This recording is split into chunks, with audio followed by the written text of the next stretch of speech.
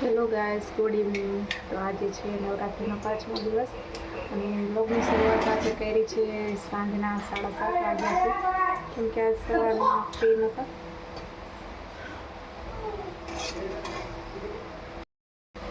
આજે સવારનું બહુ સીવવાનું હતું, ઓર્ડર હતો. ઓર્ડર કમ્પ્લીટ કરીને હવે અહીંયા હું રસોઈ બનાવવા આવી છું અને આજે બનાવ્યા છે દૂધીના કોફતા. 5 મિનિટ છે ના, જે દૂધીના કોફતા બનાવવાના છે. હે ને કોફતા ખાવા આવ. હા અહીંયા કોફતા તરાઈ રહ્યા છે, પછી એની ગ્રેવી બનાવવાની છે.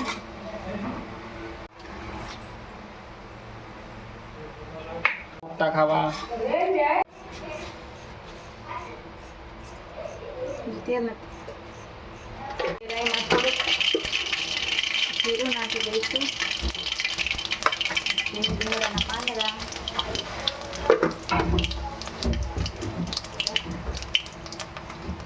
તમાલપત્ર,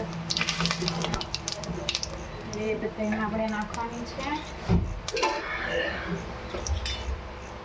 ડુંગળીની પેસ્ટ બનાવી છે આપણે, એને નાખી દઈશું.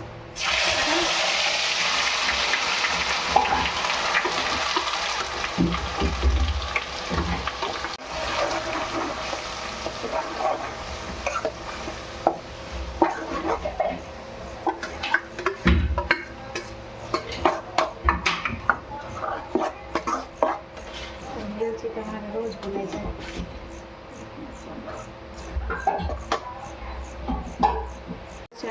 ગ્રેવી નાખી દઈશું.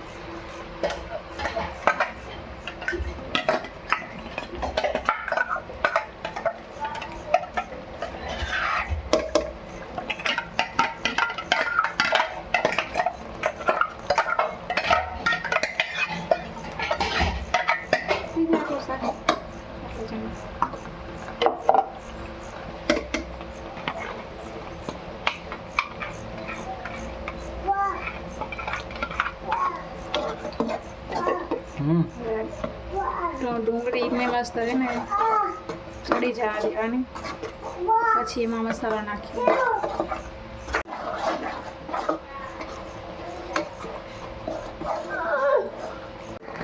ડુંગળી સરસ બ્રાઉન કલરની થઈ ગઈ છે. હવે એમાં આપણે બધા મસાલા નાખશું. હળદર, મરચું પાવડર, હળદર પાવડર અને ધાણાજીરું પાવડર એડ કરી દીધું છે. હવે બધું સરસ એકદમ મિક્સ કરીને થોડી વાર ચડવા દેવાના મસાલાને. તો અહીંયા થોડું મીઠું સ્વાદ પ્રમાણે નાખી દીધું છે. ગ્રેવીનું ટેક્સચર સરસ થઈ ગયું છે.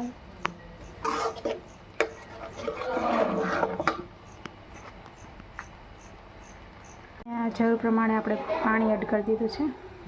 થોડીક જાડી ગ્રેવી થાય પછી કોફતા એડ કરી દેવાના છે. અહીંયા આપણે કોફતા નાખી દીધા છે.